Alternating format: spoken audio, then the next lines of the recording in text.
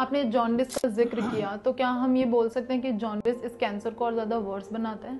नहीं, जॉन्डिस इस कैंसर का एक सिम्टम है।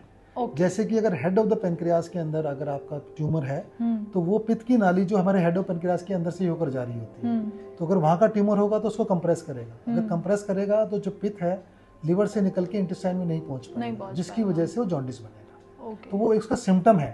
जो जॉन्डिस का लेवल का कोई सिग्निफिकेंस नहीं है कि ज़्यादा जॉन्डिस है तो ज़्यादा खतरनाक है, कम जॉन्डिस है तो कम खतरनाक है, उसकी रेलेवेंस प्रोग्नोसिस में नहीं है।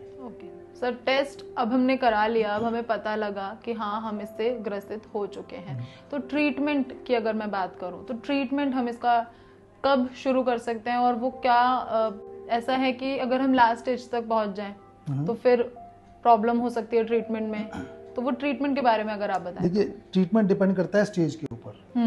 स्टेज 1 से लेके 4 तक होती है। जो स्टेज 1 है तो बहुत अर्ली कैंसर होता है।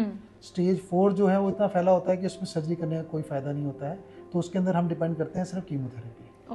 और स्टेज 1, 2, 3 इन तीनों स्टेज के अंदर सर्जरी का रोल है, पर हमें ये देखना पड़ता है कि इसके अंदर हम स्ट्रेट अवे सर्जरी करें या पहले किसी पेशेंट को कीमो रेडिएशन देकर फिर सर्जरी करें। अगर हमारा जो ट्यूमर है बिल्कुल लोकलाइज है और किसी भी नस से, इंपॉर्टेंट जो ब्लड वेसल है नस से नहीं चिपका हुआ है ज़्यादा, तो उस केस में हम स्ट्रेट अवे सर्जरी के लिए जा सकते हैं। पर जिस सिचुएशन में वो इम्पॉर्टेंट नस से चिपका होता है तो उसके अंदर हम डायरेक्टली सर्जरी पे नहीं जाते हैं, तो ऑपरेशन से पहले या कीमोथेरेपी या फिर chemo radiation, chemotherapy plus radiation करके उसको श्रिंक करके डाउन स्टेजिंग करके फिर सर्जरी के लिए जाते हैं। और स्टेज 4 के अंदर सर्जरी का कोई फायदा नहीं होता, तो सिंपल पेशेंट का जॉन्डिस खत्म करके सीधी कीमोथेरेपी करते हैं। और जॉन्डिस खत्म करने के लिए स्टेंट डालते हैं, CBD स्टेंट जैसे बताया मैंने, पित्त की नाली के अंदर एक छोटी सी ट्यूब।